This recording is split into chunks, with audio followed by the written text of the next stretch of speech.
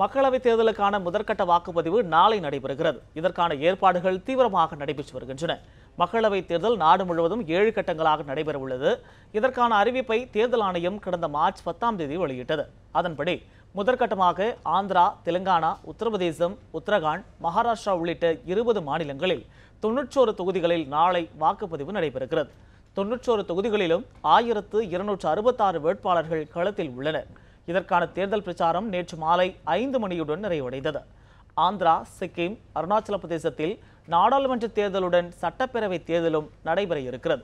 ஆந்திராவில் 175 சட்டமன்ற தொகுதிகள் மற்றும் 25 நாடாளுமன்ற தொகுதிகளுக்கான தேர்தலில் ஆளுங்கட்சியான தெலுங்கு தேசமும் எதிர்க்கட்சியான YSR காங்கிரஸ் கட்சியும் தனித்து களம் காண்கின்றன.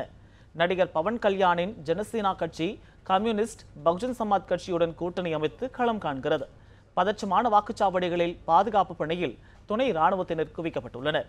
வாக்குச்சாவடிகளுக்கு வாக்குப்பதிவு மின்னணு இயந்திரங்களை அனுப்பும் பணி முழுவீச்சில் நடைபெற்று வருகிறது.